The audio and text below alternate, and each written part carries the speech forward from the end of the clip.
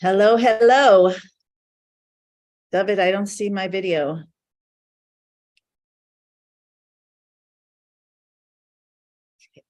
Okay, there we go. Welcome back, everybody, to day 3 of our 3-day Next Edge Breakthrough Challenge. I want to hear from everybody, whether you're on YouTube, Facebook, or the VIP Zoom. And by the way, this includes you if you're listening to the replays on YouTube. We have hundreds of people listening to replays. That's awesome. So I want to hear from you too. I'll go back and watch your comments. Read your comments. We're all in this together. We're co-creating a field. You guys get this? We are co-creating together with each other, with our higher selves, with our creator, with the potentials of the time where we're literally creating a new field of reality, the matrix of what's emerging. So they've called Amin, that connection. So you are engaging makes the most massive difference for you and for everybody. So I'm seeing comments here. That's great. I want to know what's emerging for you. So before we get into today's material, which is going to be about miracles and transcending identity, such cool stuff, such important stuff. So what's going on with you? How are you feeling? What's shifting? I know from the VIPs from yesterday, by the way, we're having a really good time in the VIP group, and we're having plenty of time for actual personal coaching, which is really cool to be able to, hone in on somebody individually and help them to hit that next edge. So if you're not in VIP and you want that opportunity at an extremely affordable price, so this is your last chance in this event to sign up for VIP, and you can do that at www.gateofunity.com/next edge VIP. Maybe Shira or David, you could just type it. You don't have to put up the slide, but you could just type it in the, no, that won't help. You have to put up the slide because not everybody sees the Zoom chat. I'm not used to this. I'm used to everybody being on the one Zoom, but you know what? It's really special to have that extra time. I'm just being very honest from my own place. It's really special because the people who, sometimes I do long events, and sometimes I feel like people get tired and they need to leave, and totally understandable. But the people who have joined VIP want to be in that extra session. They want to be in that extra, super enlightening conversation where we're bringing it home in our lives. And that, for me, that's very gratifying and exciting, like to save, in a sense, the best for last, or the most intimate for last. So anyway, if you want to be part of that, this is your chance. And probably not your last chance forever, but your definitely last chance for the week for this event. Anyway, so excited to be with you. Now that I've been talking, I still want to hear from everybody. What's emerging for you? What's shifting? I see a lot of hellos. I love it. Hi, Patricia. Patricia's VIP on Zoom, and she is Zooming. She is Zooming like long time wall in front of people. We can just bust through that with a micro breakthrough, and we're on the other side, and it's a new game. Miriam from Tampico, Mexico. Tammy says hi. Tammy's VIP on Zoom. Barbara. Joyce. I've known Joy for a while, from Minnesota. She says Minnesota. Hello for Deborah from Tucson. Brenda had a little bit of a miracle. It was a pretty big miracle, actually. Yesterday, can I tell your miracle, Brenda? Brenda shared this on VIP. So cool, especially because today is miracles. Gabby's moving into new levels. Linda says hi from Naples, Florida.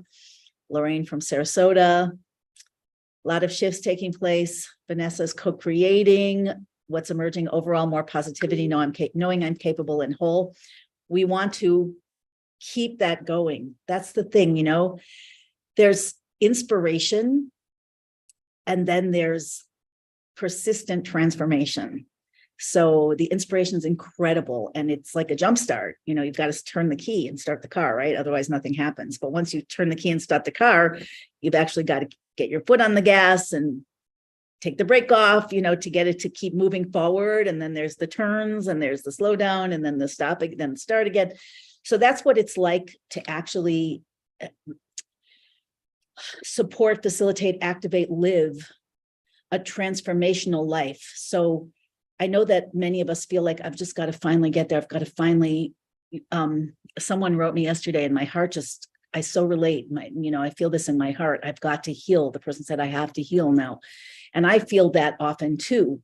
But the truth, and And absolutely, these things are possible if they happen all the time. If they haven't happened yet, it's because there's more journey. Because there's more transformation. There's more making vessels. There's more alignment. Talk about that today. That's part of the topic of today. But you have to know that the very fact that you are on a transformational journey, my darling soul family, that you are on a transformational journey, I feel like I'm going to cry. That's a choice that can make literally all the difference in the world, completely aside from the things that you would like to correct and upgrade.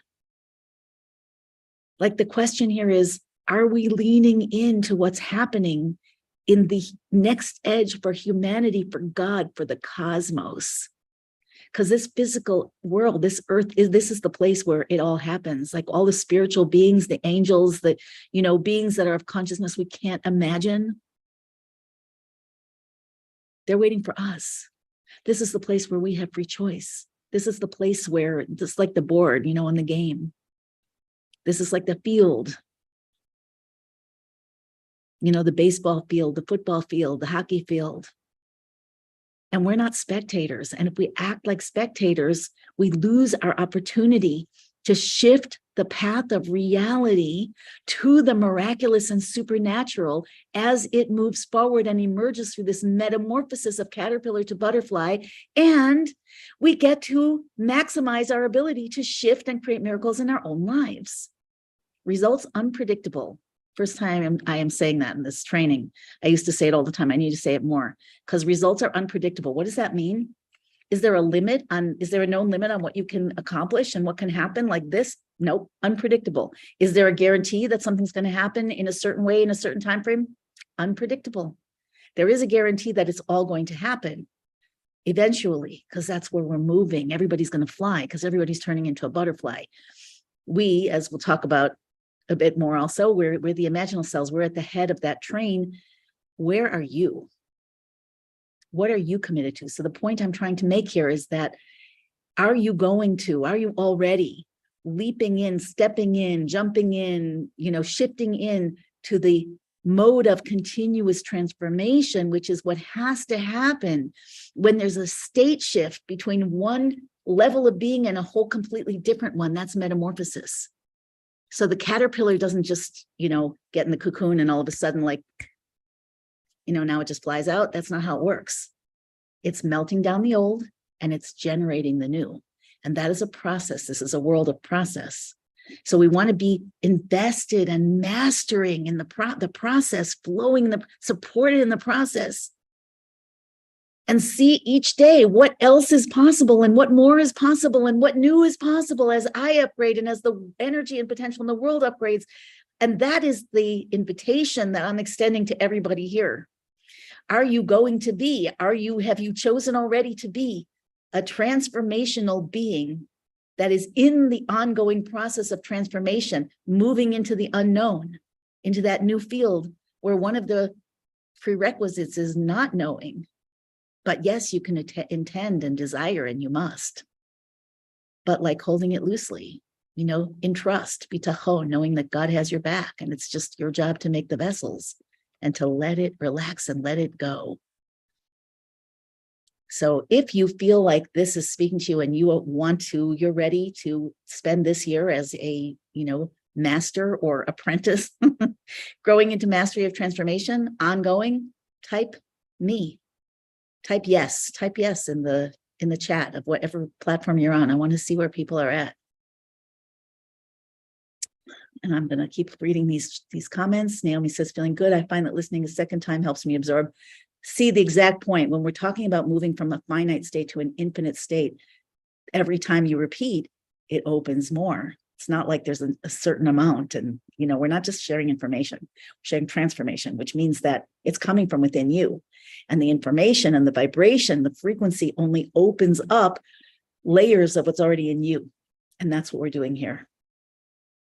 This morning, I woke up feeling like lead, granite, rock. Wow. And now like a butterfly. Beautiful, beautiful. Vibing higher, says Tammy, feeling more truth. Okay, Brenda says I can tell her miracle. So this is just really cool. I've had things happen to me like this, and it's just, there's no natural explanation. So Brenda bought these precious pair of earrings her mother bought it for her long time ago, decades ago, I guess, and then she lost one 15 years ago. She lost it, and she looked everywhere for it many times, didn't find it. And then yesterday she was just playing with her jewelry, and in a little dish with some of her jewelry, all of a sudden there was the earring after 15 years. But hey, if we can manifest lime green cars, what else is possible? So I think that's super cool. Colleen says, I've been pondering over, I can be trusted. That's a good thing to ponder over. My lime green car is a hawk, and one sitting in a tall tree in the alley right now. Did I say hawks? I must have said hawks. I love manifesting hawks. So cool. I should explain, I live in the city where I really see them, very rarely see them. Yeah, that's really cool. That is really cool. Feeling the choice, acceptance, and ease like a switch has been shifted. Beautiful. Well, Cheryl says, well, I've always used natural products. Energy healing concepts of frequency are new to me. Nah, no. There's no getting the basics now. These are the basics. These are the basics. We don't have time to go back and take it step by step, and we don't have to. The world is moving forward, and it's time for us to connect to it. And it doesn't have to be hard. It doesn't have to be a long process. You just dip your toes in, and then you're, in miracle water. Okay, since the first day of meditation, I felt better energy, able to go out and dog walk. Nice. Thinking of the lime green car idea. I need a message of support from the angels. And I will see a Michael's air conditioning van.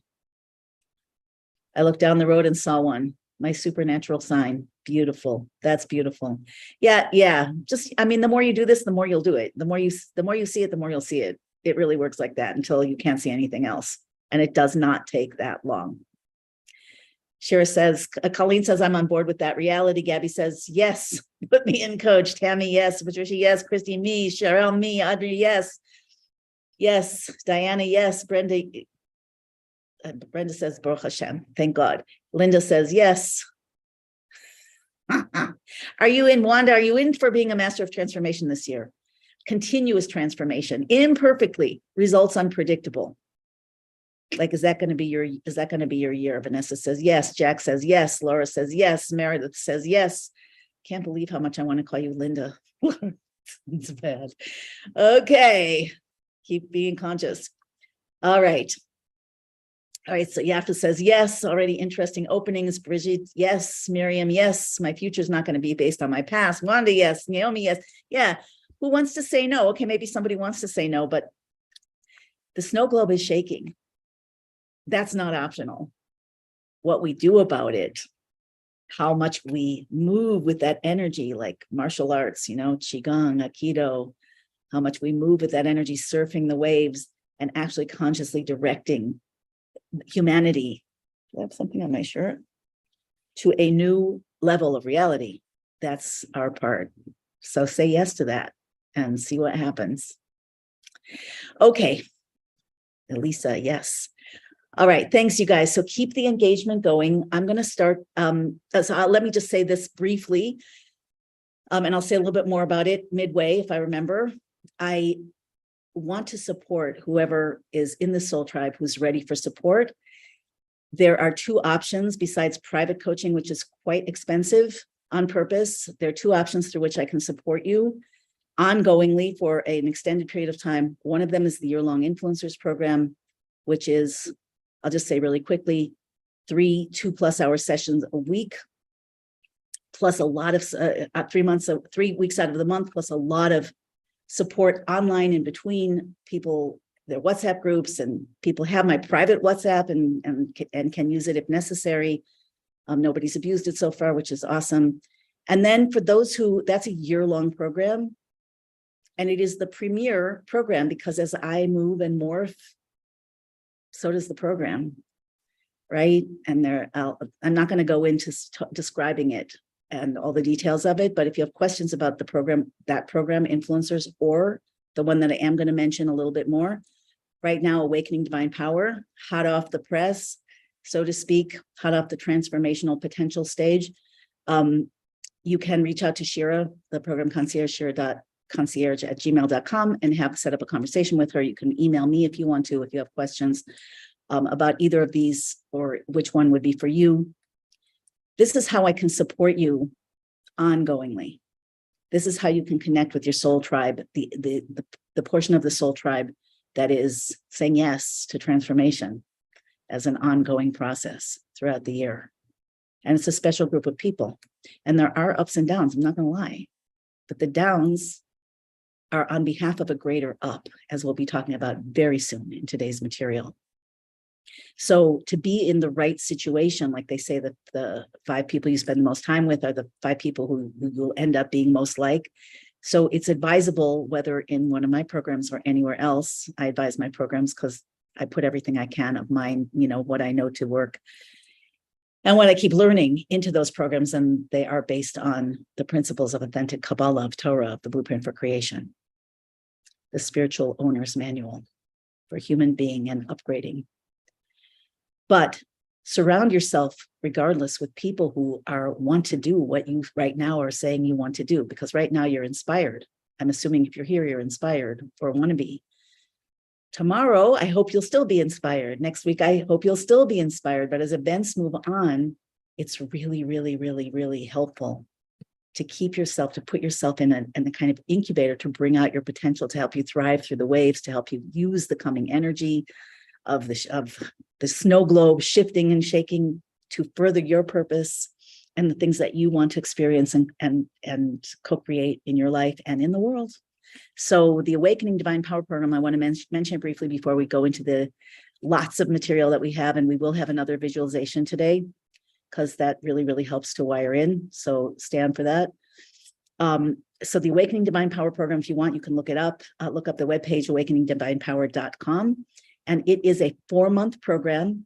It's a very upgraded version of programs that I've taught many times before under different names that take basically the core foundational principles, the metaphysical, spiritual principles from the blueprint, combined with the most cutting edge brain rewiring and transformational tools and techniques that I know and that I use daily, and present them in a very, very structured way so that they build on each other, so that you can create mastery, so that you can create a vision, a Geula vision, a soul-based vision for your life, so that you can work on transmuting those limiting beliefs to profound spiritual truths, so that you can basically take something in your life or more than one thing in your life and start to experience it from its upgraded place. Because everything in life, everything in the world, except for truly holy things, has a downside and an upside. Like, being sensitive. How much have we suffered from being sensitive, our soul tribe? But how much have we been able to turn on our deeper senses because we're sensitive? How much compassion came out of being sensitive?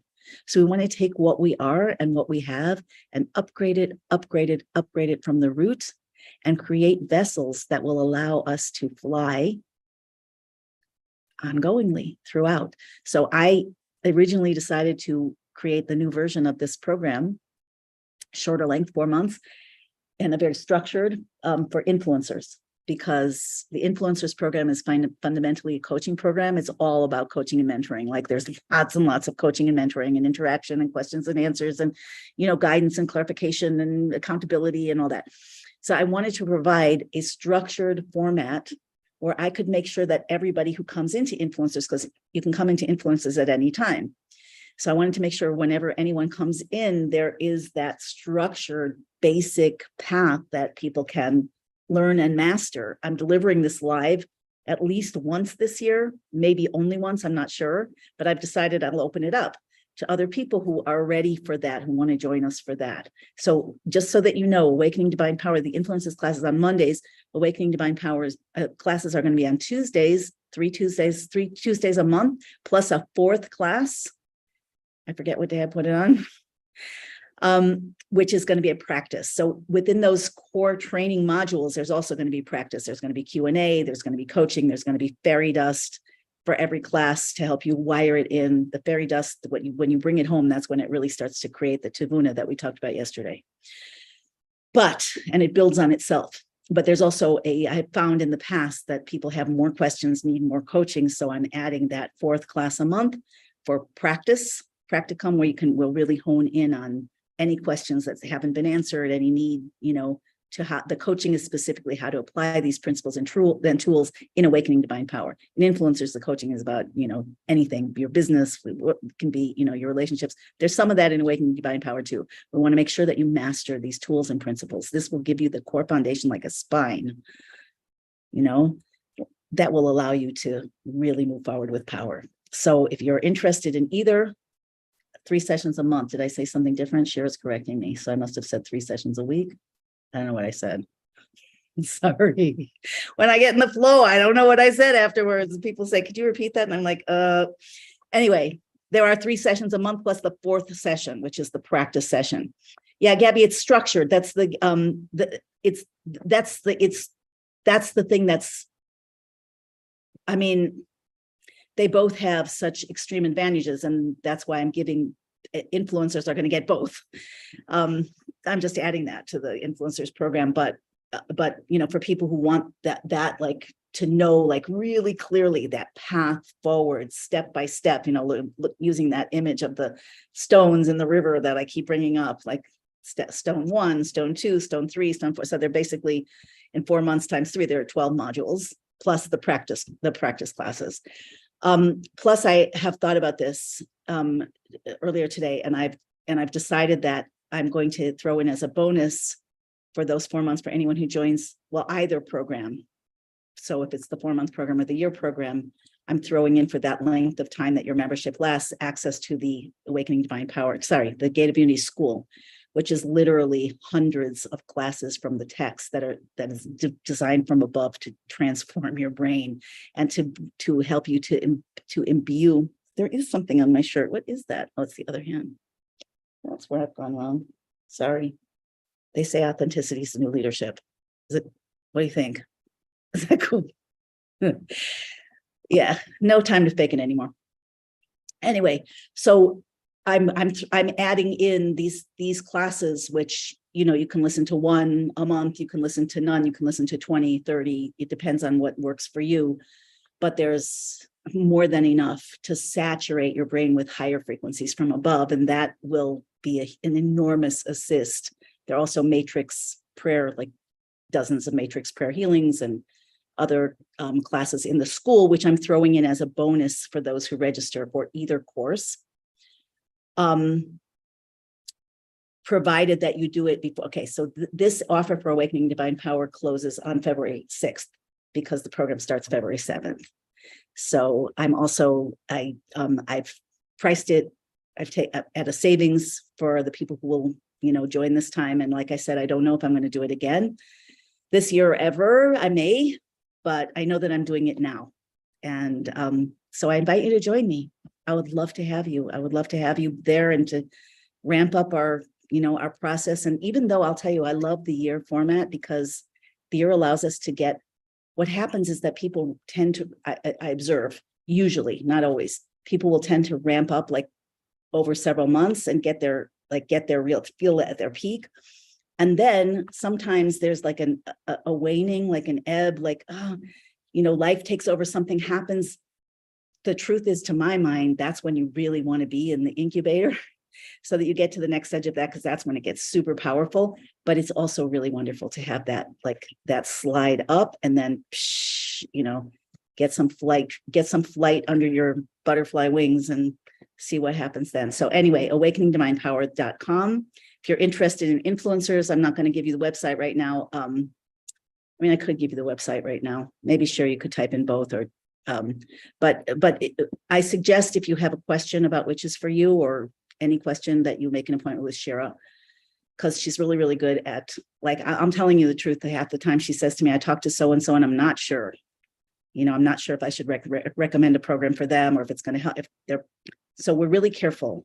Not that we can guarantee your results. You have to be into your life, and everything's unpredictable. But we are very careful from our end at making sure that the people that we encourage to join the program, any program of ours, that what they're looking for is what we are here to provide.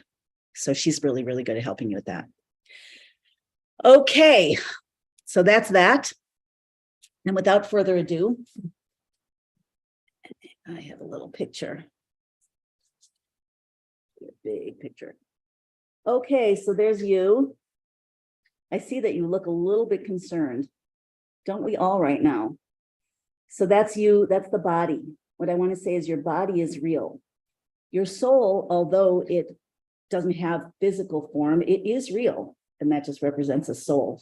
It's all sparkly. So what we want to talk about before we get into the concept of miracles as a reality in our times, and that's part of it, we want to talk about the ego, about the identity and how that works. So the identity is actually not real. I don't have to show you that picture yet. The identity is made up. What is the identity made up? You guys, you tell me. What's the identity? Just throw out whatever you think. I'm drawing a picture meanwhile. Roles we play, says Gabby. Yep, identity is roles we play. What else? You can say, if this helps, you can say ego-based identity. But yeah, shadows. Okay, shadows. What else? YouTube, Facebook, VIPs, distorted perceptions of reality. You guys are advanced. What else? So distorted perceptions of reality. Interesting. So these are all very interesting. These are all very true. What else is the ego identity? What else can you say about it? Experience and emotion. Nice. Self-awareness. Others' expectations. Beliefs. Wow.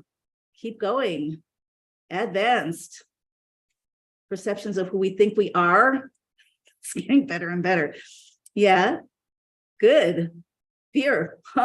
Fear. Fear is definitely part of it. Part of us that knows how to be in this earthly reality. That's also true. It's not like we shouldn't just completely bash it. It is the part of the mind or even the soul that's connected to navigating this earthly reality. The problem is that it's got a lot of viruses in it.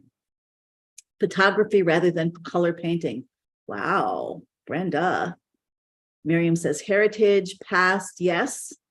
Beliefs, other people's perception, who people see us as, concerned with status and how others sees us. Tikkun, like rectification, the stories we tell, who we think we should be. Yeah, you guys are right on. Okay, so let me just give you my little explanation. So this is like the ego. This is like the identity. I like to call it the identity or the ego-based identity because ego already has kind of a perception with it. And I'm saying something that's a little bit different. So this is like what happens when we live life. We have, the indentations are like the things that I want to avoid because I know I'm not good at those. And the bulges are the things that I have experience. I get it. I'm like, I have talent there.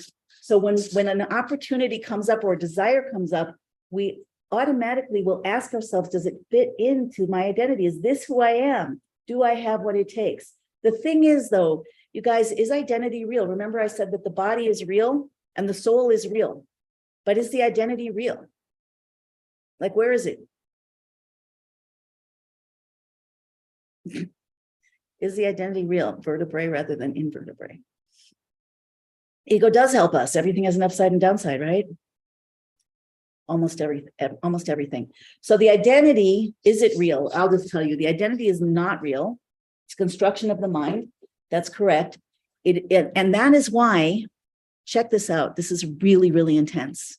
That is why when we do something, when we're rejected, or when we feel like, I don't know if that's going to work, or what if it doesn't, or that big what if question, the feeling that we get is like a feeling of death. Like, what if I'm rejected? It feels like I'm going to die. What if, that's why we'll fight so hard to win an argument. That's why it's so hard sometimes to apologize. That's why, it's so hard to risk succeeding at something when we might not succeed at it, because to the identity finds its safety. It finds its very existence in knowing itself, in certainty. So when you expect something or you believe something and you find out, you're confronted with, wow, I'm not who I thought it was. It isn't who I thought it was or what I thought it was. Life isn't what I thought of. This is what happens. And to your identity, literally your sense of self, it feels like death. It does. It's the most intense fear. It's probably a bigger fear I'm sure that it's a bigger fear than the actual fear of death, because most of the time people will choose to do things that actually threaten their physical safety to protect their ego. And by ego, I don't just mean, the part of us that's like arrogant. I mean, sense of self, the way that we see things to be. So yeah, it's a software with a lot of viruses in it. Now, the thing is that when you have a threat to your identity, or when you try something that threatens your sense of certainty and feels so scary because it feels like if you don't succeed, or if you don't know what's going to happen, you might die, God forbid. So that is a chance to expand your identity. And this process can happen continuously. And this is where the dividing line happens. Tell me if you're not following me, because it's a little bit subtle. I want to make sure everybody gets it. This is where the dividing line, this is where the path splits between the people who are deciding to be masters of transformation and the people who are deciding that the world's really scary and I don't know what to do and I'm going to hunker down and I'm going to be more. I mean, I just heard from somebody, there's a member of Influencers, very beautiful, special person who lost a child to suicide and is working on like helping people. And I heard from her that 20% of high school kids have seriously considered suicide. What? And there are plenty of other things other reactions that we have to fear. So anyway, you can choose to live in that. Nobody here is consciously going to choose that, but we are all choosing as humanity now how to respond to the uncertainty of the times. So the identity naturally will resist change and naturally will view change with terror, to the point where you can be just as scared of what will happen if you succeed as you are of what will happen if you don't succeed, if you fail. Because any change, any serious change and any serious uncertainty is terrifying. Are you guys getting this? Are you getting why it works like this? Because the identity is not real. It isn't real. It's just a construct. It's in your mind. It's a sense of self. It actually was inaugurated when Adam and Eve ate from the tree of knowledge. That's part of what happened. All of a sudden, instead of being these cosmic beings that saw from one end of the multiverse to the other through the original light of creation, they became ashamed. They were guilty. They were already blaming, Adam was blaming Eve and Eve was blaming the snake, and, everybody, Adam was blaming God and whatever, because that's how the identity works. The identity is terrified. And we can spend our entire lives just trying to prop up that terrified sense of self, but it's not your actual self. It's not only not your soul, it's not your body either. It's just a construct. Now, it's a very important construct because it's the vessel through which we experience life and we grow. That's our platform. So is our body, so is our soul. But the identity is the intermediary that the soul communicates through the body, through the identity. So upgrading the identity is fundamentally important. And in order to upgrade the identity, you have to understand how it works, because otherwise you're just a sitting duck. You're just going to react to it, left side of the chart. Right? So when the identity gets threatened, we get triggered into fear, into defensiveness, into addictions, into all kinds of negative emotions. And all of them are designed to what? What are they designed to do? My dear soul family, what are they designed to do? I'm reading comments. Protect. Protect. Protect what?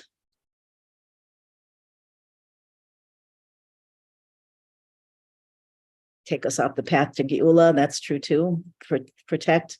The goal is not to destroy the ego, but to upgrade it. That's true. But what are these reactions designed to do? To protect. Brenda said protect. I'm going to say yes to that. To protect what? The construct. Yeah, it's not designed to protect your core existence, because your core existence is eternal and infinite and can constantly show up in different ways, even if you're not comfortable with it. It's designed to protect the construct. We feel like it's designed to keep us safe, but your identity is not really designed to keep you safe. Because okay, I'll give you an example. People will often, if somebody, let's say, is, well, I don't even want to say. Well, no, I will say. I just don't like to talk about it. So I've known people who got diagnosed with bad things who, I used to, and I knew people who recovered from really bad things using alternative methods, whatever they might have been. And I many times in my, like decades ago, would go to those people and say, listen, I know people that this is literally saved. Do you want to know about it? And they're like, no, pretty much every time. And that's part of, to me, that's just more evidence that we will protect our identity, which is also our comfort zone, the things that soothe us, far more than we will protect our body.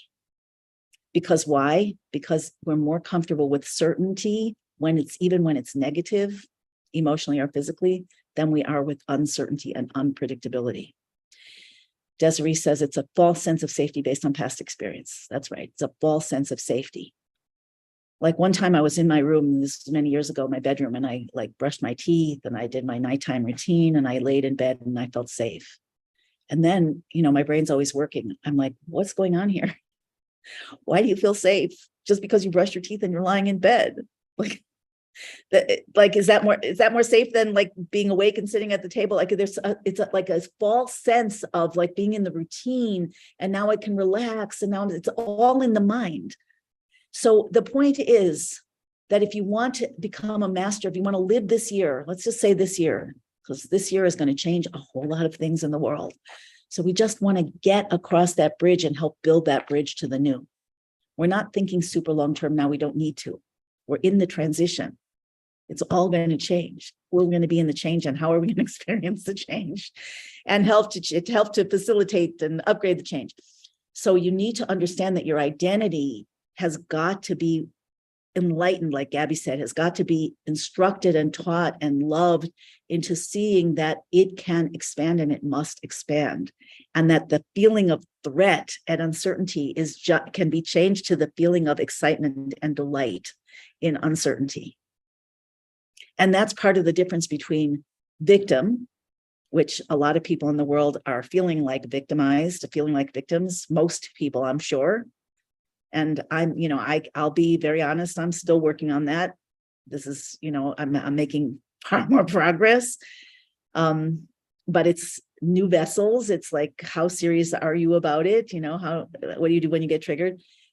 Most people are feeling like victims, and that may increase, but what we're called upon to do is to move into co-creation. Again, the class that I gave everybody as a gift for signing up, which should be on the pages where you're connecting with your replays and live calls, the two fields, that is what it's all about. So letting go of the fixed identity and opening that, which we could compare to being in the snow globe, and opening to what's beyond. Sovev kol almin. Brenda says, I guess struggle is part of the past path and co-creation is a new paradigm, right? So co-creation doesn't mean that you're not changing. It doesn't mean that you're not doing work. It doesn't mean that you're not, experiencing things. But from what frame? With what intention? With what allowing? Where are you? Like one of the beliefs that we looked at yesterday, comparing the beliefs that connect to Mamali kol almin versus the beliefs that connect to Sovev kol almin, the old field versus the new field. One of the beliefs, or one of the ways of being, is distinguishing between what's my job and what's God's job. So my business and God's business. So in Mamali kol almin, it's all my job.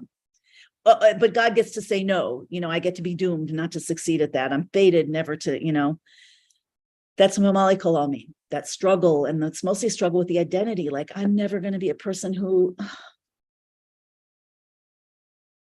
quick story. One time I really wanted a new car, and I needed to get a new car. And I asked my friend, how do I decide what new car to get? And she said, what is really the most important to you? And true story, I don't know if I've ever told this before publicly. I thought about it and I decided leather seats. And the reason was because I just saw cars with leather seats back in the day, before I was showing up online and changing my identity. And I was living in a lot of scarcity. And I remember clearly saying to myself, seeing people in cars with leather seats and saying, I'm not the type of person who could ever have a car with leather seats. It could make me cry right now. And my husband told me to go to a car dealership and test drive a car, which I'd never done before. And I, dared to test drive this silver Honda Odyssey with leather seats, but I knew I wasn't going to get it because I'm not that type of person who could afford that. And I couldn't afford it and yada, yada. And then this other couple came in and they test drove it after me and I saw them driving off in it. And I'm like, wow, those are people that can have a car with leather seats. And I never will be that person. I'm not kidding you. And it was so intense. Can anybody relate to this? Say me if you can relate to it. Say relate in the chat. I hope somebody can relate to it. Anyway, yeah, Angela, thank you. Brenda, thank you. Okay, good. I don't want to cry alone here. Anyway, so what happened was, and God bless my husband, what happened was I went home really sad and reconciled to get something else. I was going to get a used car anyway. I was test driving a new one, but I was going to get a used one. My husband went out and I told him the whole story and he went out and I would have never said yes to him if he told me he was going to do it. And I was even upset about it for the first 5 minutes. He went out and he found a good deal on a used silver Honda Odyssey with leather seats.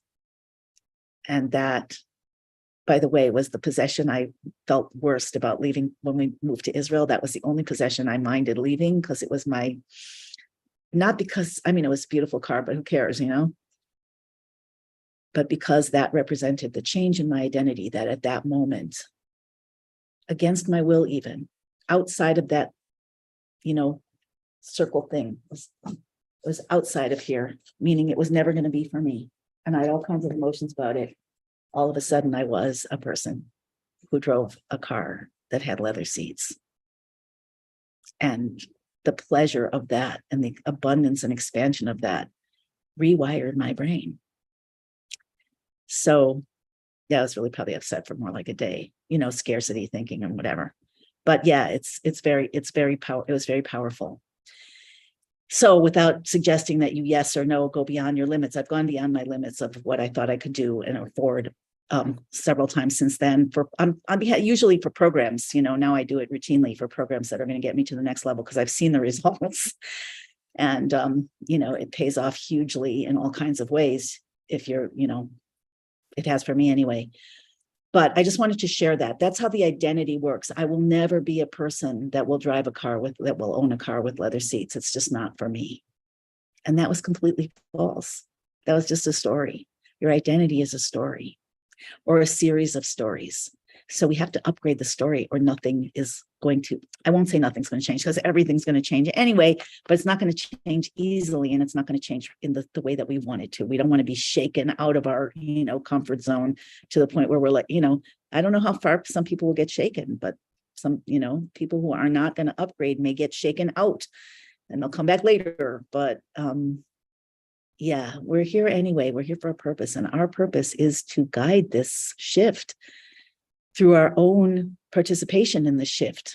So here's the next point, and that is, and I'm feeling really emotional right now.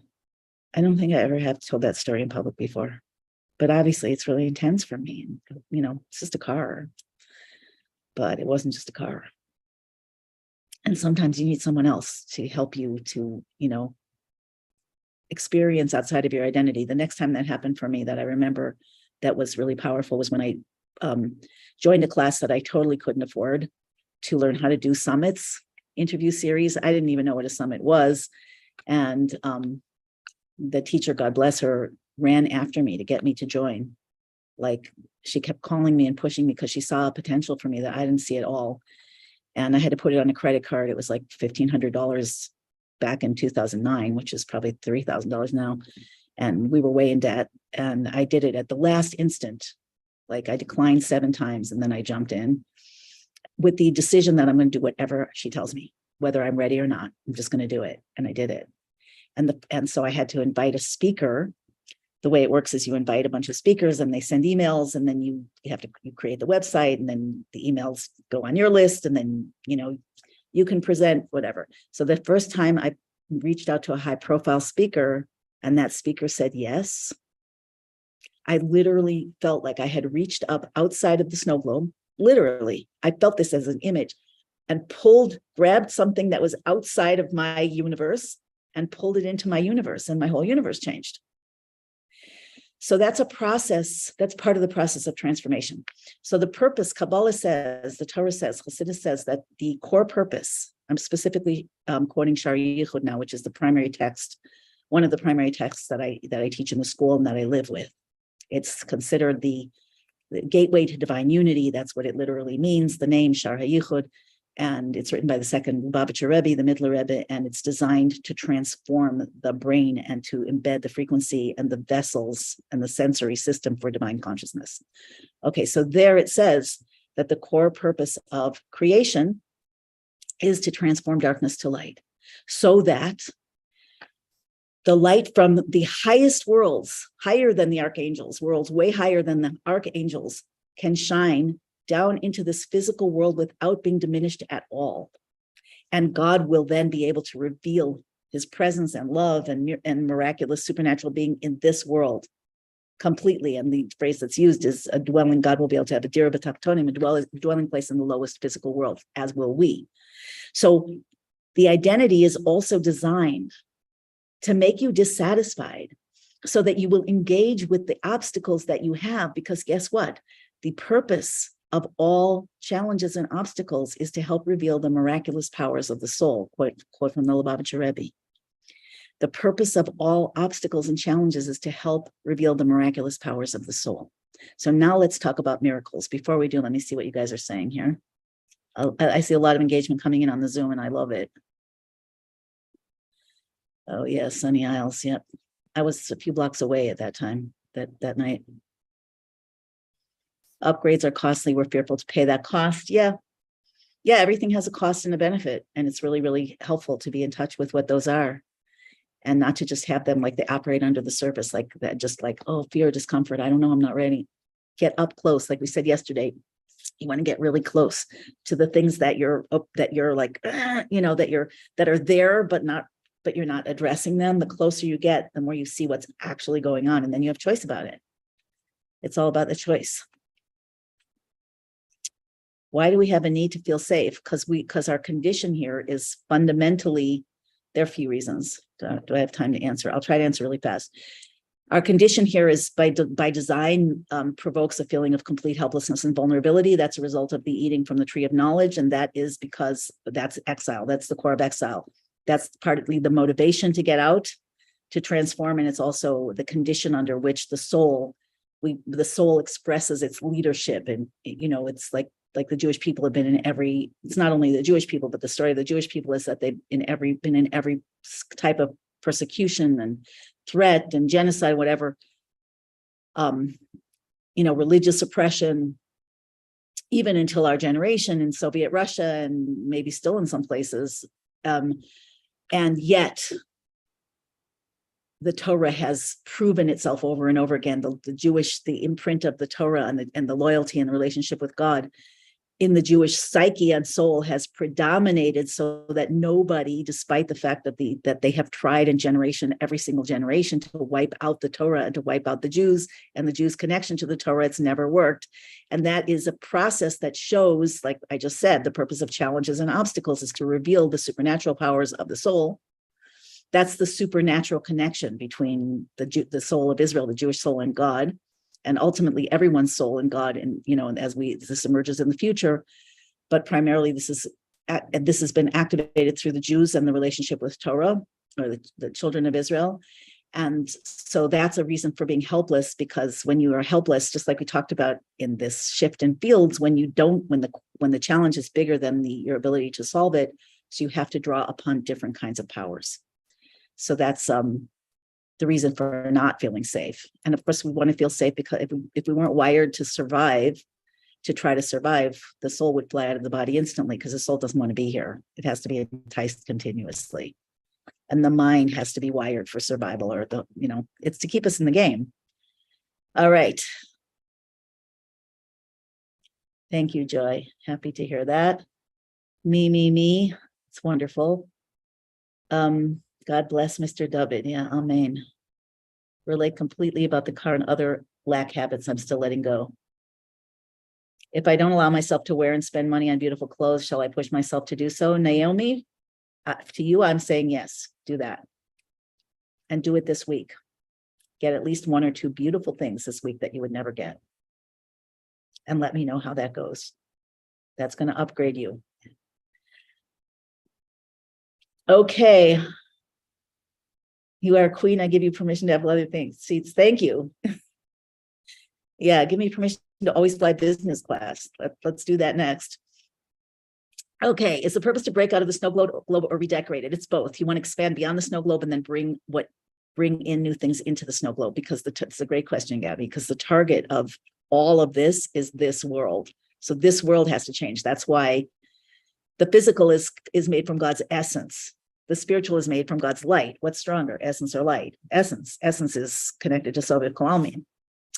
So the purpose is to reveal essence, which can only happen in the physical world, divine essence, but we can't do that when we're stuck inside this caterpillar, inside the snow globe, inside this low scarcity vibration. So we have to reach beyond and beyond and beyond and keep upgrading what's happening here. Same with the body. We're meant to live forever in a physical body, but it's got to be upgraded, because right now it's subject to planned obsolescence. That's got to change. How do we change that? And that's all the topic of miracles. Doesn't Hashem design our lives in a way that pushes us out of our identities automatically? Yes. But do we want that? Do we need to wait for that? Or can we push ourselves out with consciousness, which is exactly what the Rebbe is saying in this class that I keep referring to about Mamala Kalalmin and Soviet Kalalmin, that the purpose of the increased evil and darkness and threat and war in the world at this time is specifically to catalyze the shift into the final redemption. Let's say Soviet Kalalmin, because that's our topic. That's how we're looking at it. And what is that shift? To connect to Soviet Kalalmin, to connect on a different level, to upgrade the way that we do things, to start to live a life that's above our logical mind, to connect to God directly. Remember, I said in the first class that in Soviet Kalalmin, it's you and God, and then the world is over here, and you're just partners in morphing the world in the direction that it's destined to go, including you. And God's also your partner. You're a partner, God's a partner. You work together and you share resources. It's a different game. But we have to upgrade our vessels and our wiring, right? And our mindset, which is also in our cells. And that's a process. And there are lots of methods to do that. But the first thing is to understand what's happening. You have to see the context. The frame will allow the inner decisions and intentions to shift and allow you to keep going on a path that will help you to be a master of transformation. So let's talk about miracles now. And I'm just looking at my notes here. So what is a miracle? So the Baal Shem Tov defined a miracle, the founder of the Hasidic movement and a master of Kabbalah and miracles. He defined a miracle as something that changes, that was impossible, that happens, and now it becomes possible. So a miracle is only something that happens the first time. Once it's already happened, like it might not be easy, it might not be likely, but if it happened to anybody, it could happen to you. Why? Because that thing that wasn't possible, that was outside of the snow globe, is now inside the snow globe as a potential. Does that mean people are using it? No, we have so many potentials we're not using because we don't know they're there. And because we don't understand the benefit, the identity is still in our way, all that stuff. But the snow globe is being downloaded with more and more and more and more potential that nobody's even looking at, although some people are starting to experience shifts anyway. But how, we're in the first car of the train. What are we going to do about it? We're the imaginal cells. David, could you just show the imaginal cell slide for a second? Give everybody a break for me talking.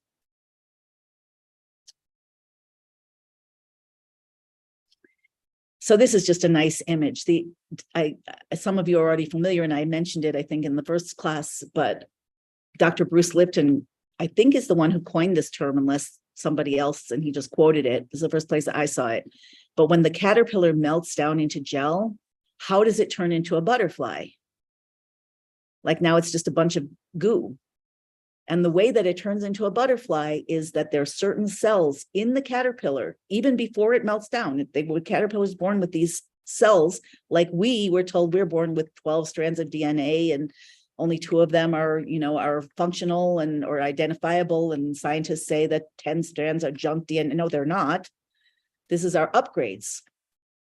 So the caterpillar is born with these cells, with this DNA, that represents its upgrades. And you can see that the upgrade of a caterpillar to a butterfly is about as massive as it gets, but it's not more massive than the one that we're going through. We're going through an upgrade like that, probably more than that. Walking through walls, whatever that means, co-creating reality.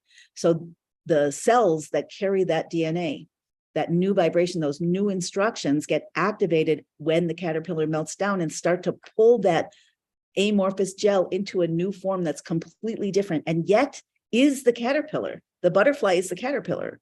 It's just its future version. So we'll be doing a meditation on your future version before this session is over. But first, let's talk more about miracles.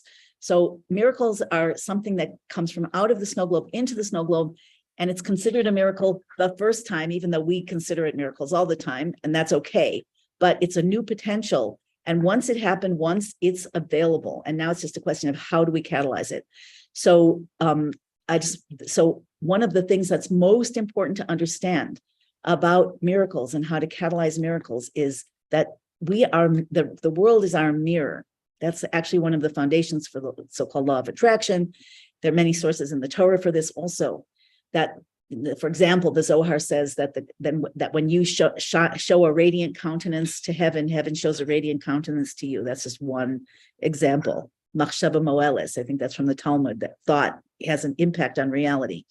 Another one, the Maggid of Mezrich says, there's an expression in a certain text, Pirkei Avot, the Ethics of the Fathers, it says that da milmayla mimcha, you should know what's above you.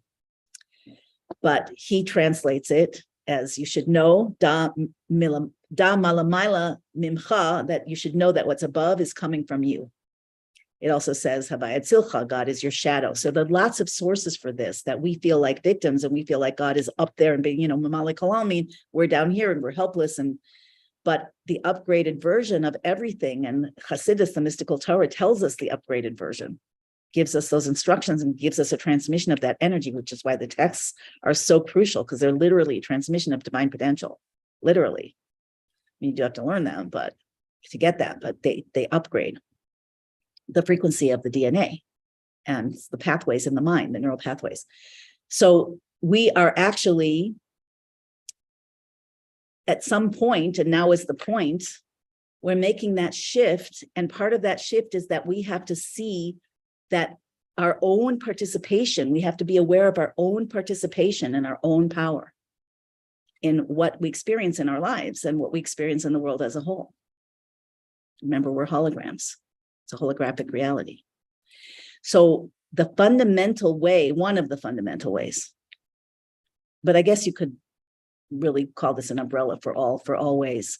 But one of the foundational principles for creating miracles, for changing nature, is to change your nature, to go beyond your nature. So anytime you want to actually catalyze a miracle, and sometimes prayer will do this, but usually it's prayer that is beyond your nature, a different kind of prayer, a different kind of opening, although prayer can do anything, so I can't make that limit.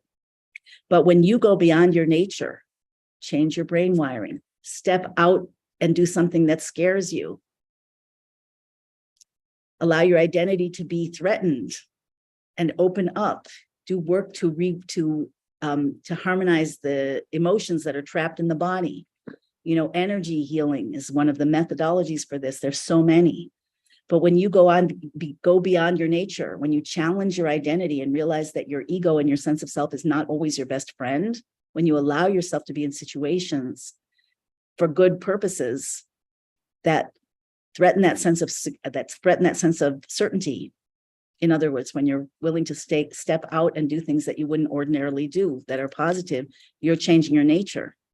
And specifically, the way it works is this. There's an expression, I'm quoting the Rebbe. There's an expression, first of all, he says that now is the time when we must start to create miracles. This is a quote, by our nature. So for those who think that, and I've heard this so many times, we're just small people, we have to hope God wants us to be big people, and he wants us to realize how big we already are. So we have to create miracles by our nature. And so how is this explained? So one of the ways that it's explained is that there's an expression in the Talmud that that it's normal, or it's normal for a person. It used to be normal for a person to review a text 100 times, a Torah text. And so the Talmud says that when a person reviews it 100 times, he's considered like he's not really doing the work. He's not really a servant of the divine, because he's doing, yes, it's a lot, but he's doing what's normal. And when he learns, the Talmud says that when he learns 101 times, he is now considered avdo. He's serving, meaning he's working with Hashem, with God, to change reality.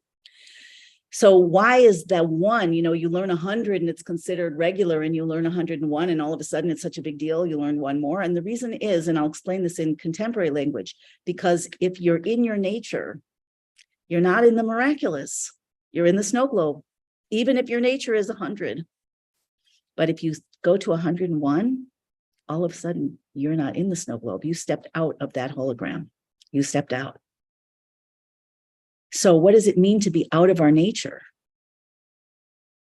It means, again, to go beyond that identity, to allow ourselves to be more fluid. Remember, this is one of the principles that we discussed yesterday of shifting fields, to allow ourselves to be more fluid, to allow ourselves to live in a world where the results are unpredictable, to remind ourselves of what is my business, what's God's business, and what's someone else's business. My business is to have an intention, to align with it in every way I can, in thought, speech, and action, and to let it go.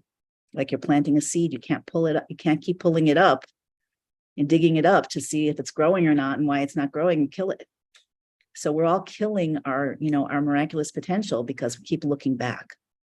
Like the story of Lot and his wife, when they were escaping Sodom, and the angel said, "Don't look back." And Lot's wife looked back and she turned into a pillar of salt. So I don't know why salt, but pillar, when you keep looking back, you're rigid. You're not fluid, you're solid, and solid things cannot change form. So we have to become fluid in order to be able to move and perceive and receive and live in the realm of miracles. And there are lots and lots and lots of different tools and techniques that help with that. But the basic principle is about going beyond your own nature. And that means specifically this, and I'll bring this picture up again because I really want you to understand it. Imagine that this entire board goes off into infinity in every direction. And that is actually the supernatural world that we're living in. So the Kalamin is infinite in every direction and beyond directions as we know them. And imagine that you're stuck to this filter, this valve that allows some potential through, but only in the way that fits how you see yourself. And yes, it's in your DNA, and yes, it's in your gene expression, and yes, it's in your upbringing, and yes, it's in your belief system, but nevertheless, it's a construct. So if we want to get more of the infinite of the Soviet Army into our snow globe, then we're going to have to facilitate experiences in the unknown, right? Right? The Hebrew word for salt is melach, and I don't want to take the time to figure out the numbers, but you can look it up. Melach. So when we facilitate experiences that are for ourselves, that are in the unknown, what does that mean? And what would it be like for you? I want to hear from you guys. What's something that you would really like, that you're sitting and you're watching the next rock, you're standing and looking at the next edge, but you don't know, you're not sure. You're not sure if you're ready. I hear people say that. You're not sure if it's going to work. You're not sure if you want it. You're not sure how it would feel. So name some of those things that you're thinking about, that you're eyeing from afar. Anyone? Is the question clear? Stuck on tech. Okay. So how stuck are you on tech, Gabby? What are the consequences of being stuck on tech? I want to hear from a lot more of you. What are you looking at that you're not sure, so you're not moving? And not sure means I'm not sure if I have what it takes. I'm not sure I'm going to be comfortable, or I'm sure I'm not going to be comfortable. I'm scared. That's also a type of not sure. I don't know how to do it. I don't know if it's going to succeed. I don't know if it's going to be like, what it's going to be like. Raising a tenant's rent. I'm afraid to hurt people I love. What would you do if you weren't afraid to hurt the people you love?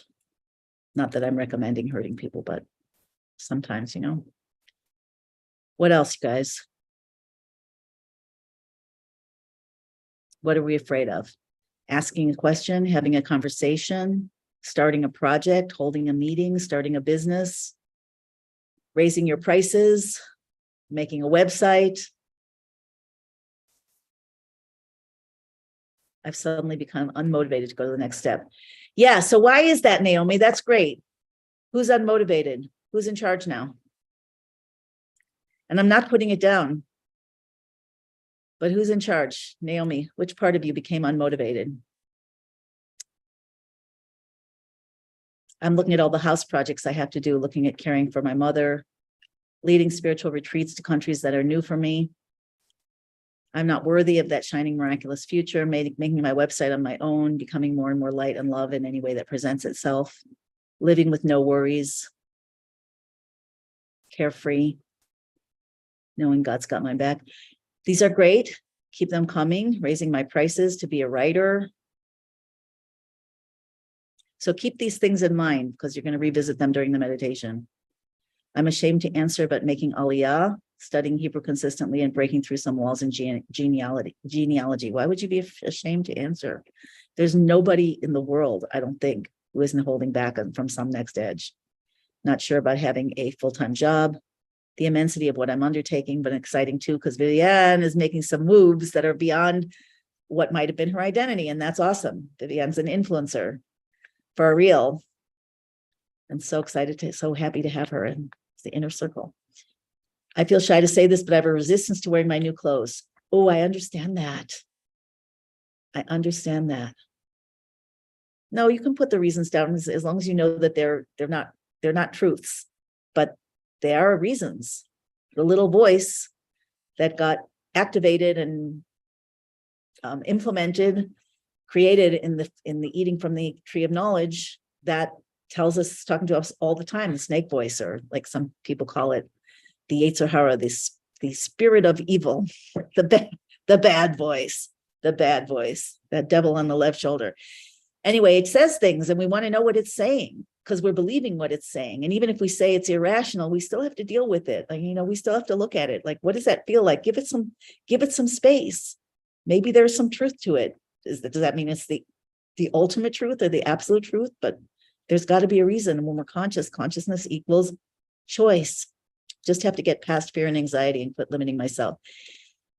Yeah, Devorah, how do you get past fear and anxiety? This is one of my favorite conversations. Starting a new business, moving forward from mourning of my husband, getting rid of fear of the future. Again, fear. How do we get rid of fear? Entering my being more and more, it feels far. Getting out of my head is hard. I saved China for a special date. Save new clothes for special time. The time is now. Getting licensed in contracting and roofing. Ooh, that's cool. Fear of giving too much of myself away to others. So all of these fears are valid. They're real. Gabby's saying, my goal is to get comfortable with the uncomfortable. Let's say get masterful with the uncomfortable. Get courageous with the uncomfortable. So I don't know if we always if we can, I understand what you mean, but so I'll just speak to this idea of fear. The whole concept of getting past fear, or waiting for fear to go away, or being comfortable with, when you're standing in the gap between the past that you're used to, your identity is wired to, and the future that you're deeply desiring, but that is uncertain, that you're afraid of, that might not work, that might work, and then what will happen? Of course, there's fear and discomfort. And it's just like noise. Like you've got to walk through the room where there's a lot of noise. And maybe it's making your ears hurt. So we have to understand, not just get past fear.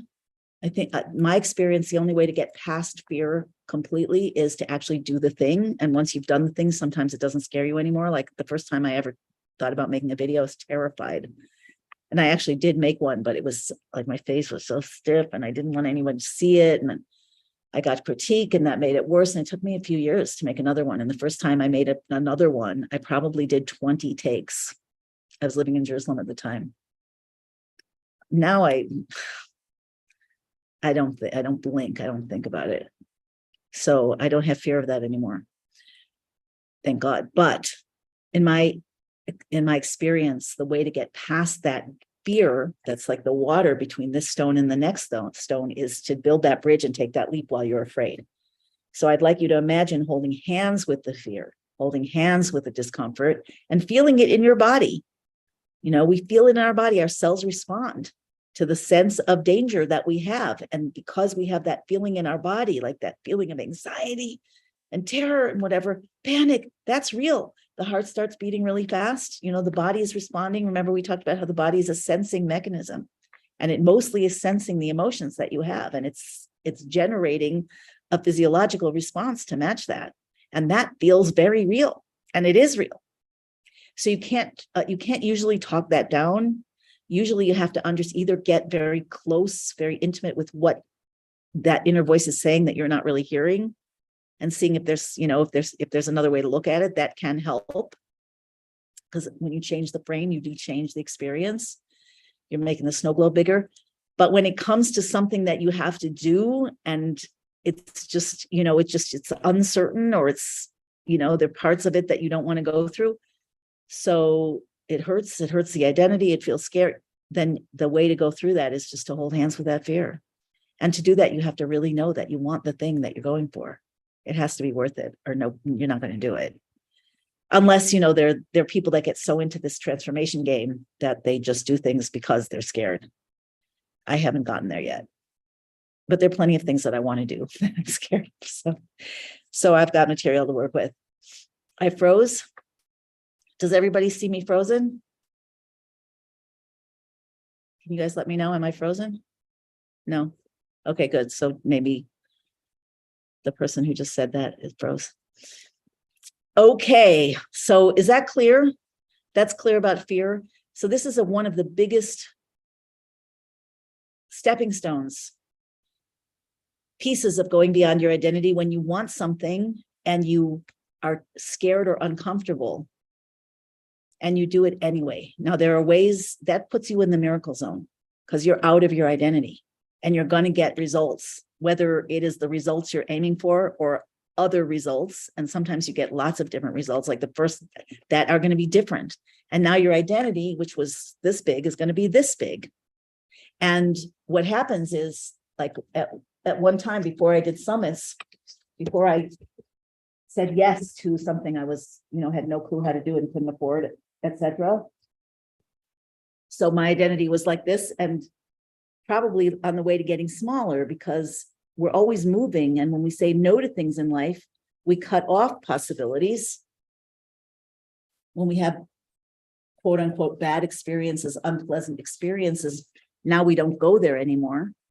And then we have another bad experience or unpleasant experience, like love hurts, or I made a fool of myself, and now we don't go there anymore. And everyone's filter between their infinite potential and purpose and their sphere of action is either getting smaller or bigger. So the question is, what do you do when you get triggered? Do you get smaller or bigger? And this is another core principle and another reason why it's very, very important to be in a situation, whatever that is, where you're supported in moving past those gaps. Sometimes it takes some time. Sometimes, you know, I could sit in a gap for a few months sometimes, but, you know, there's processing going on and there's learning going on, and you can also work to accelerate it. But sometimes we're building new roots, and that's also transformational change.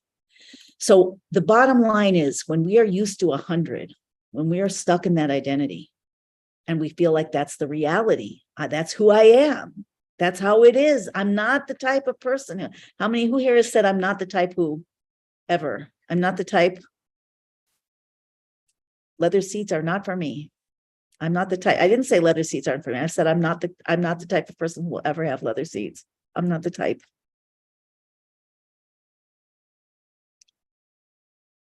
Yeah, keep the responses coming. I'm not the type who wears nail polish. Audrey, put on some nail polish today. What color is it going to be? That's a coaching assignment. I haven't worn nail polish for a long time, but it's not because I can't. Maybe I should.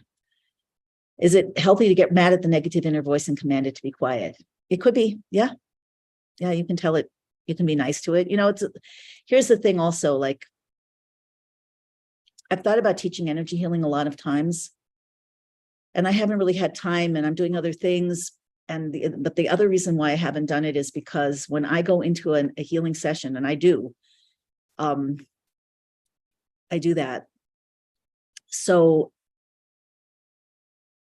it's so unknown where I'm going to go. There's so many different, it's like, in Harry Potter, where he's looking at like all these doors and doesn't know. So I don't know before I start what door I'm going to go in. And, I have subtle sensations and I get downloads, so I'm not sure how to teach that. Maybe at some point I will be able to teach that. So is it healthy to get mad at the voice? Sometimes, yes. Sometimes you want to give it a lot of love. Sometimes you want to say, here, honey, I'll hold your hand and we'll go through this together. Sometimes you want to do deeper transformational work with it. Sometimes you want to pray and bring God into it in an actual visceral way, like through processes. Sometimes you want to do disentanglement. Sometimes you want to look at the situation in your past that started it so that you can see that, when things happen to us when we're young, which they do to all of us. So we're not old enough, we're not sophisticated enough to understand, to have any frame, to have any context around what happens. So we are left with the resonance of that. We're left with the conclusion that the little kid came to in its unsophisticated way, and we carry that forever until we look at it. So sometimes looking at it will help shift it. But one of the problems that people have is they look at it and then that becomes the excuse and the reason for not doing something. Oh, my trauma, and we get stuck in the story. So you have to know how to separate the energy from the story, like we did in the process yesterday. So it's a little bit complicated to answer these questions, but in general, yes, try yelling at the negative voice and see if it stops. And often it will. Like you might have a craving to eat something that you decided not to eat, or you might decide to go to the gym and you have that voice saying, I'll just stay in bed. And you can say, shut up and get up. And if that works, great. You're just giving some energy to your true desires. Sometimes it takes deeper work. So I just have to say that because it's never one size fits all. I don't have the resources, needs hand-holding. I'm not the smart type. Nail polish takes too much time. Yeah, that was the conclusion I came to, but I think nail polish is good. Nail polish, it's kind of got a nice shiny, like self-love thing to it, no? Try lime green. You put on some lime green nail polish, Ron. Let's see what that looks like. Take a picture. Okay. I think it's Terry Real who says something to the effect that there's nothing gentle firmness can't do better than harshness. When you encounter negative thoughts, change the channel. So all of these things are true. And it's, with the all truth, like Einstein says that the opposite of a profound truth usually isn't a lie, a falsehood, but another profound truth. So all these things are true.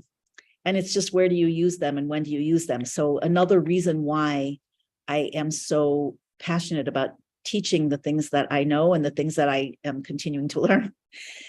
I'm being upgraded. Anyway, we're all being upgraded. But because the more you know and master, the more operating room you have, the bigger that identity is, the bigger the framework is in which you're viewing and interacting with reality. And the bigger your framework is, the bigger the snow globe is growing that you're living in, which is another visual. We're not actually in a snow globe, so we can play with that visual any way we want. But the bottom line is you want to have the biggest possible awareness of the deepest reality and the most powerful ways of thriving through that reality that we keep learning. The ones that are already revealed, so many new techniques and new ideas have come out in the last 20 years. It's mind-boggling. Like the law of attraction, there was no such thing. When I used to hear it at first, I'm like, what law? You're making this up, even if it works. So things are being revealed. The Torah is like this. The Torah is the blueprint for creation, but it's revealed in layers by, most of the time by very holy sages, like the central souls of the generation, the Moses of the generation, that level, who were trained and empowered and had prophecy to do that. But now in our generation, we are actually at the level where we start revealing those deeper layers through ourselves, and not only through direct knowledge of the Torah, although that needs to happen, in my opinion, because that is our core instructions. And, God has to be in the picture, but energy healing, EFT tapping, different kinds of psychology, trauma release, not to mention technology. All of these things are so prevalent in our consciousness and in our toolkits now, and they're proliferating every single day. And that is a fulfillment of prophecy. Also, by the way, the Zohar says that in the 6th century of the 6th millennium, which was the end of the 1700s, I don't remember exactly, but that the well springs of like in the times of Noah, in the flood, it wasn't just that there was rain pouring down. There's water under the earth. There's the underground aquifer, the channels of water that are vast. Originally, the whole earth was surrounded by water. Then God brought up the dry land. The Torah explains, but God opened up those channels, like when you dig a well and you hit water, so then it comes up. So God opened up all those channels of water, and some of it was hot water coming up from the earth, flooding the earth from below. So the Zohar says that just as in the days of Noah, the well springs of earthly wisdom will come up and flood the world together with the divine wisdom. The chambers of divine wisdom will open and flood from above. So we have that. We have the proliferation of divine wisdom in the mystical Torah, the principles of which I teach and live, and we're working with now. And we also have, as a direct consequence, because the earth mirrors heaven, especially when it's through the blueprint. So we have, in response, we have people, quote unquote, ordinary people. Yes, they are from our soul family, so they're at the front car of the train, but nevertheless, ordinary people having divine experiences and insights and miracles. Like I've interviewed so many founders of energy healing modalities, and most of them have a story. They were like, just doing their work, and all of a sudden something happened that was totally miraculous, or a voice came in, or an angel came in, and the person that couldn't walk, when they lay down on the table, got up and ran. There are things like that happen because things are being innovated and brought out that are totally miraculous. And yet we have to remember that the first time something happens, it's a true miracle. And after that, it's a potential that exists, that it's on us to interact with it and to change our nature so that we develop new vessels internally and externally. That would be your business, your practice, your conversations, your relationships, your prayers, your thoughts, that will actually change the situation here really, really fast and in really beautiful ways. We're the imaginal cells. We are the imaginal cells. So we have to start imagining. And last piece of this mini conversation about miracles is a reality without any question whatsoever. And it's emerging in our times, and we are in it. It emerges through us. We're the channels between the past and future. You are a channel between history and destiny, between potential and manifestation, between God and humanity. You're a channel, and it's your life. It's in your life and in your desires and in your challenges that you activate that channel. So last thing about miracles, and we'll do our meditation. Last one for this challenge. It's been really special. I feel like every event I do is just so much more rewarding than the previous one. But I may hold off for a while before I do another one, because I want to give space to my process and to my students. If that's what's calling to me right now. But we'll see. Every day's a new day with new potential. We're following the guidance. So here's the last piece of this, though, that I want to say. When it comes to changing the identity, and the Rebbe says this specifically, we're talking about the 100 and to the 101. When you go to 100, from your nature, whatever it is, however great it is, and you extend beyond it even a tiny bit, you're in the quantum. You've gone beyond the boundaries. And once you're beyond the boundaries, just like I said yesterday, when you step through that doorway and you're still by the wall, but now the wall's behind you instead of in front of you. So that one step out of your identity, out of your comfort zone, on behalf of your purpose, desire, intention, they all go together. So now you're in the quantum. And we all know that quantum is unlimited potential. You're outside of the snow globe. You're in Soviet. We can give it any words that we want. But then now you've brought that new potential, and now it's your identity. Now I'm a person that does energy healing. I can change things with thoughts and prayers. Okay, now what? So that's not miraculous anymore, even though it still feels miraculous. But manifesting lime green cars out of nothing is not miraculous anymore. Although I still have to say that I still have not thoroughly committed to that being, yesterday's news. So that would be my next edge. Like once you have 101, that's your nature. And now you're no longer in the quantum, because the quantum became part of the natural. We're changing the nature of nature as we go along, not just our own. So next it's 102. Now you have to go 102 to be back in the quantum again. And then that becomes your nature. Then it's 103.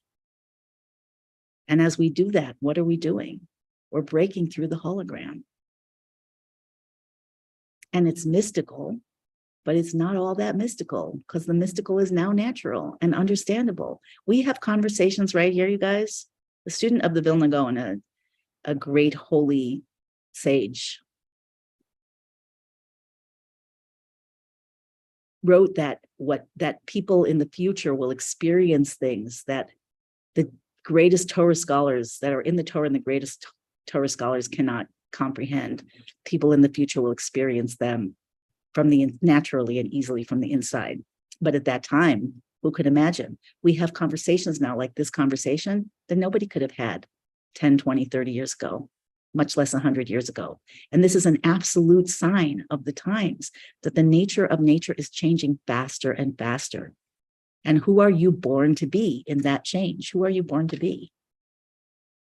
And that's the question we are going to be exploring in our meditation. Okay, so let's close our eyes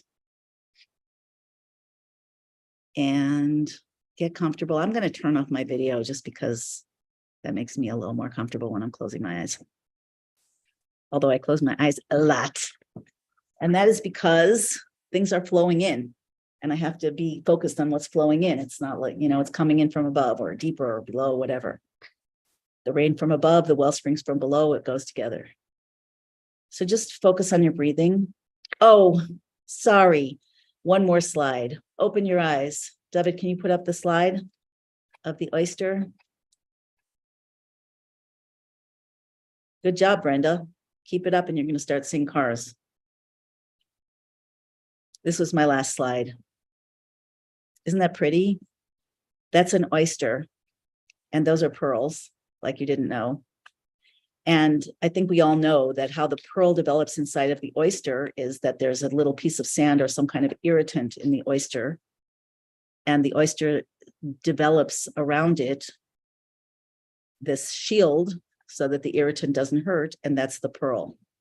So in a very similar way, back to the idea that the purpose of all challenges and obstacles is to reveal the miraculous supernatural powers of your soul. So your soul is revealing in order to protect you from the irritant, in order to heal you from the challenge, in order to bring new light in the darkness. And that happens because that's our purpose. But we want to start to see the pearls and start to wear the pearls and start to flow with the pearl. And that is the revelation of the soul. So thank you. So let's close our eyes again and we'll just go in. First, you want to be in touch with your body. Do not multitask. If you have to do something, then come back and do this later.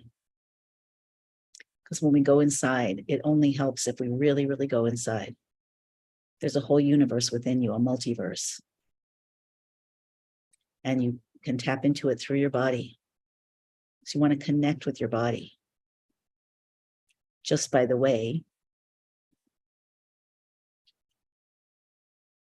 Hasidus explains that when you're completely connected with your heart to every part of your body, there can't be any illness. There's a flow of the soul and the life force through the body, and there can't be illness. Likewise, when the soul is fully embodied, meaning you're aware of it, you're allowing it in, there are no energy blockages, there are no physical blockages, there can't be any illness. And that's the world we're moving into. And as we move beyond our identity, as we learn tools to harmonize and to heal the deeper emotions, even though I said you have to move forward with your fear, that doesn't mean that there aren't tools to heal it. And that's one of them. And it's a process. So as we do that, we open up the flow within our bodies of our life force, our divine spirit. And in doing so, we open up the channels that we are between heaven and earth into the world. That's a real thing. Maybe it's the most real thing there is. So I want you to look down on yourself. I want you to be right now a divine being. If you have a favorite archangel, or your soul, or God, I don't care, who you pick to be looking down on you. Whatever works for you is fine. I want you to be in the perspective and the perception of that divine being looking down on you. So just spend a little time doing that. Just notice what you see. Just notice. And we're looking through the eyes of a higher being, a higher mind, a mind that has an open heart of compassion and love, that understands the struggles, that understands the nature of the mission, how challenging it has been. And maybe in certain ways still is. Although it's possible to make it easier now.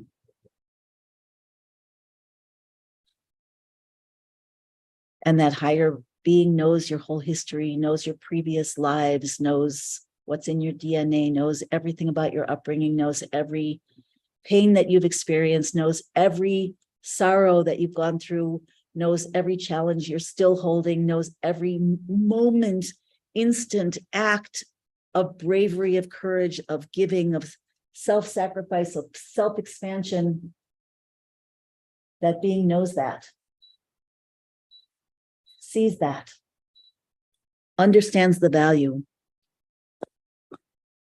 senses the holiness, sees the divine sparks that have been elevated through every moment of your life as you interacted and brought purpose and meaning into your relationships, into a conversation, into a thought, into a prayer, using the divine sparks in the food that you eat to do something positive in the world. And yes, there have been many times in between when maybe you haven't been doing something overtly positive. What were you doing?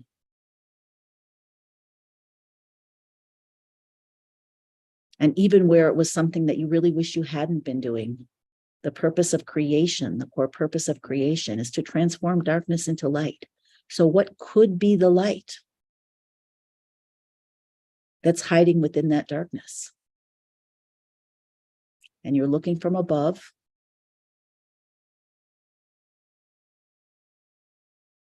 And from above, as that higher being, you can see that pearl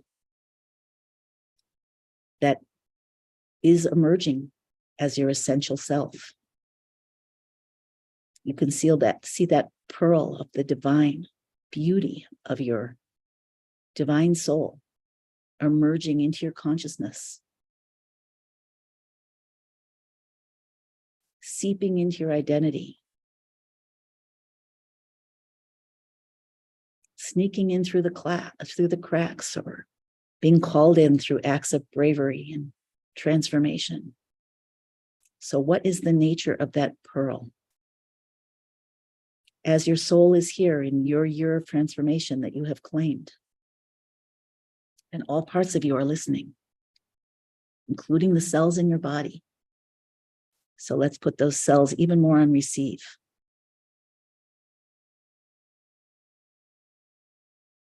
What is it that is emerging from you, or that is seeking to emerge from you, through you, as you, that is of God, that is of redemption, that is of good, that is of beauty, that is of miracles, that is of the future, that is of miraculous salvation, that is of infinity, that is of divinity. What's emerging or seeking to emerge from you? What is the light, the brilliance that has come, is coming, or is being called to come out through the darkness of the challenges, the failures, the mistakes that you thought you shouldn't have made, the fears, the insecurities, those secret flaws? What is the light in there? Because here's the truth, profound spiritual truth. The greatest, most brilliant light is in the darkness. The darkness is compressed light. Light so intense that it can't be seen by the untrained eye. We're training our eyes.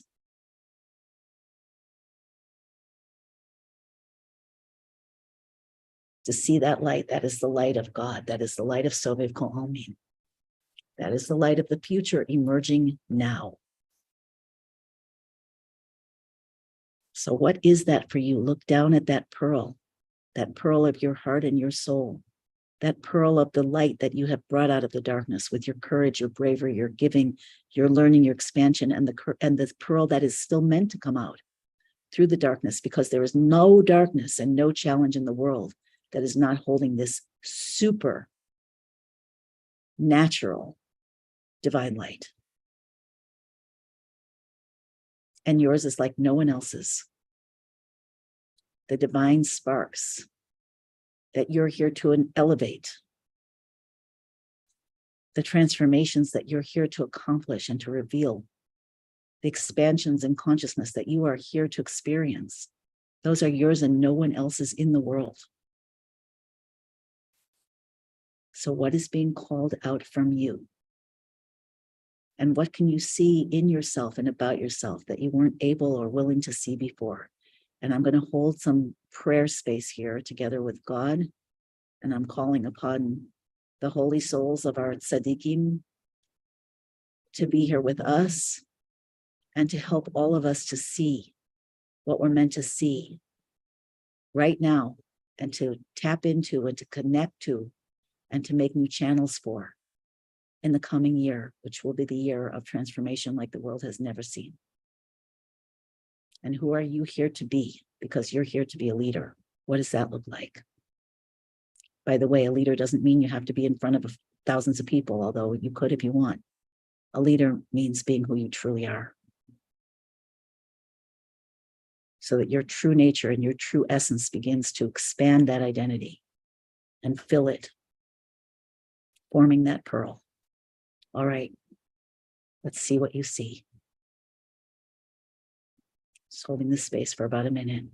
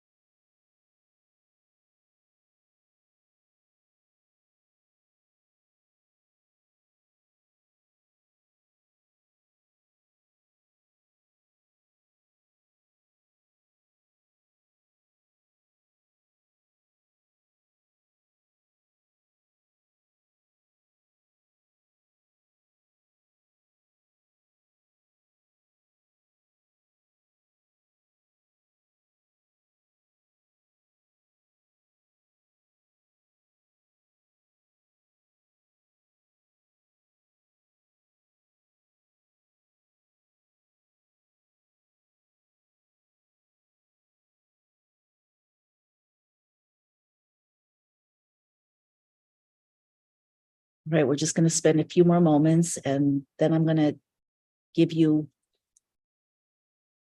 a minute or two to share what you experienced and to make a declaration coming out of this challenge for the coming year. So I want everybody to be sharing. Just stay here for another moment. and just see, what are you here to innovate into the world through your own experience, through your inner transformation? What is your pearl? What is the reason you're born? And your soul keeps coming down.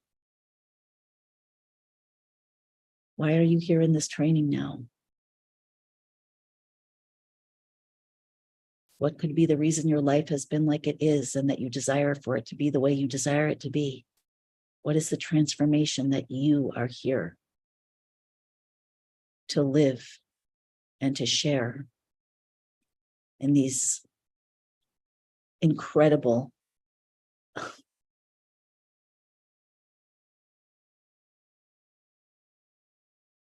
times of metamorphosis into destiny, into redemption, into a divine world?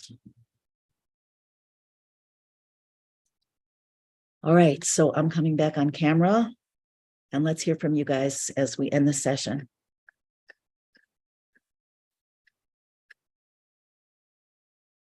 Who are you? What is your gift? What is your next edge? What is your pearl? And what has shifted for you? And what are you committed to having shift for you? I'm waiting. What's that music from Jeopardy? Da da da da da da da da da da da da da da da. One bird flying. I like that. Wow. So I hope you're going to journal about that and see what comes up. So far, one person shared. I know it's a little hard to come out of a deep meditation, but I want to hear from you anyway. I want you to claim what you're experiencing. Yafa says, huge pure light happiness was the experience. What is the pearl? What is the purpose for which you are here that your higher self saw? I am a translator of the electromagnetic communications between universal consciousness and humanity, says Lorraine. Bernadette, hey Bernadette, I'm an alchemist of the inner realm. Patricia, I'm here to help reveal the light of God in all creation and nature. Viviane, my pearl is my soul. An eon, the voices of God incarnated in this time, now to rehabilitate Eve. Yeah, Viviane, let's rehabilitate Eve. Let's show the world the greatness of Eve. Let's do that. Trusting resonance. Christy, Joe Rose, stillness and peace. Gabby, committed to continue to shine even when it's dark. Okay, want to know what I saw? I saw the willingness to morph on deeper and deeper levels and to allow myself to be recreated in that unknown path. And actually, I was surprised. Vanessa says, making beautiful spaces for people physically and spiritually. This is the only live event I've done where I feel like crying half the time. It's not really half the time, but today it's half the time. I don't know what that's about. Making beautiful spaces for people physically and spiritually. I'm taking the first steps toward that now. Awesome. Life doesn't have to be a struggle. Life is a gift. I literally saw a burning bush over my house and took a photo, and it was surreal. Came up in meditation today. Jack says, I would like to share and live in the light rather than darkness. Yes, amen. Do it. And do what it takes to do it. Do what it takes to do it. Why you see me here, why I see me here is because I was willing to jump. You know, when the call was big enough, even though it didn't make sense, but it was worth it every time. And then some. Increase compassion for animals, help change perception of animals as our divine companions, not to eat or experiment on. Judy says, live your life each day, keep expressing. Naomi, to show first to my children the true beauty, depth, and inclusiveness of God's Torah and help bring on the Messianic era. Judy, healing with horses, believing in eternal life and starting to live it now. I love that. That is true. That is a very big deal. That is a very big deal, believing in eternal life and starting to live it now. Like, could we do that?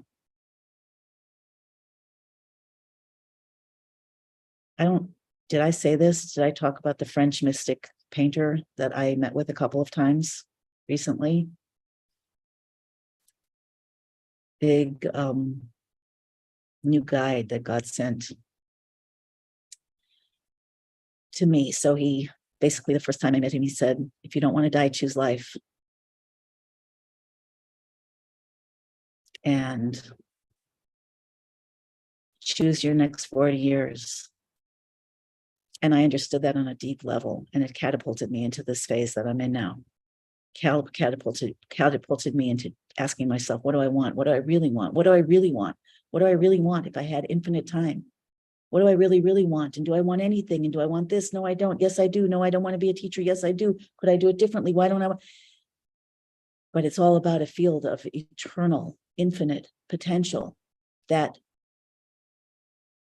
we have to be limitless in order to truly be in. And can we achieve that without leaving this body? I think yes, although it's completely uncertain and unpredictable. Can we achieve that without leaving this frequency and this identity? 100% no. That's why the Torah says that everybody will have to die, if only even for an instant, in order to get to the next stage where there is no death.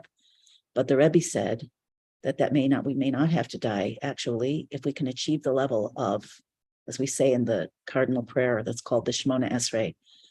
At the end, we say, Nafshi ka'afar l'kol tihiyeh, let my soul be as dust to everything. You know what that means? Best I can tell, let your identity let go and let things move you and change your frequency and allow it to change and step in where you wouldn't have stepped in before, and learn to embrace the uncertainty and the wonder of uncertainty, and learn to be with God every step of the way in your own soul, and learn to live with miracles. And then from 101, 102, 103, go beyond, beyond, beyond. Those little micro steps, if they take you into the quantum, then you're in infinity. And then let's see what happens. And let's see what else happens. And let's see what else happens. And let's see what else happens. And maybe we will find that we've built a bridge to eternal life right here and now. Okay, sharing the powerful healing of drum, song, and dance to praise, unite with the Creator. I didn't see anything but was crying, but it wasn't emotional, just tears flowing, truth tears. I felt tension, but I realized I was feeling the need to teach my grandkids from the future, not the past. All good. I was trying to turn up the right brain volume and turn down the left brain transmission. Yeah, just reminding ourselves that we want to move from transmit to receive. That's part of this. I just learned that in this phrase, afar, dust, means being an absorber, receiver of God's life. Afar like the moon. People are like stained glass windows. They sparkle and shine when the sun is out, but when the darkness sets in, their beauty is revealed only if there's a light from within. I cried a lot with compassion to connect more with indigenous natives of the world and step into the uniter that I am, to unite the children of Noah, the non-Jewish nations. That is a holy mission. And the time has come to traverse with wisdom, compassion, light, and understanding. Okay, I have goosebumps. I feel teary. I thank you all for whatever reason. For me, this is for whatever number of reasons, and some of them are you guys for sure, but also the field and the emergence that we're connecting to, that we're morphing with. My heart feels very open, and I feel like I'm receiving more than I'm transmitting. And that's the Tzav Hashah, call of the hour. So, a little sniffly. Okay, so thank you so much for participating. I just want to remind you to check out Awakening Divine Power and influencers, to have set a conversation with Shira if you're at all wondering if this is for you. I'll just tell you the last, I've hesitated in almost every program I've ever joined. It's always been beyond my means, as I thought at the time. But usually I, at the last minute jump in Some people need more logical working things out, but just don't be held back by just plain snake voices and fear. Explore possibilities for yourself, whatever they are. Something's coming in, so that's why my eyes are closed. I have to see what it is.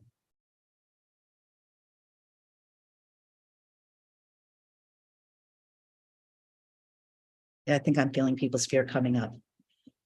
I will just remind you, first of all, I'm asking for God to help soften all of this intensity. Can it be easy? Can it just be easy? How can we allow it to be easy? Let's allow it to be easy. And let's just take a deep breath, put our hands on our hearts, feel the feelings in the body and say, I love you. I love you, body. I love you, energy. I know you are just darkness moving. When I give my consciousness to you, my attention, my love, my presence, it changes your frequency, and now you can move and become new potential, new movement, new light. You know, we're the imaginal cells, but we're also the caterpillar melting down. And it's good to remember that when you feel challenged. This is the metamorphosis. Thank you, God, for the metamorphosis. I give myself to it. I allow it. It's okay. And by the way, we're just in this last piece of bridge, in this transition of the birth. And once it's over, everything is good. There's no more darkness, no more sickness, no more death, no more poverty, no more scarcity, no more struggle, no more jealousy, no more competition, no more war, no more hunger, no more isolation, no more misunderstandings. And then it's just like, how much more glorious can it get? And that's going to be an infinite process too. How much more co-creative, how much more passionate love with God, with ourselves, with each other. But meanwhile, we're in the place where we need to support ourselves and focus on the intensity and be that bridge, that smooth, miraculous bridge from the past to the future, from history to destiny. And that's what I am here to facilitate. I've been called a midwife of Geula, of redemption. Happens to be that my name is Shifra, who's the mother of Moses, and Hannah, the mother of the Rebbe, my mentor, and the mentor of millions, the central soul of our time. And I take that role. I gladly. So I'm privileged and honored to have been able to support you and help you at least a step along the way in revealing your pearl, your greatness, your mission, your soul, your purpose, your divinity. And onward, inward, and upward, let's not stop. So sending so much love to you. And VIPs, we still have some beautiful conversation to have. And so bring your questions if you need support, coaching, if somebody would still like to take advantage of that and join the VIP, the last session, and then you'll get, of course, the downloads of all of these sessions for permanent to put on your devices, including the VIP sessions. Plus we have a nice extra bonus. So you can still do that. We'll take a 5-minute break. So much love to you guys, and I really mean it from my heart. I'm really feeling it. So David, put up the slide with the websites, please, and I shall see you soon. Sherry, you are dismissed. And thanks for everything. See you VIPs in 5 minutes.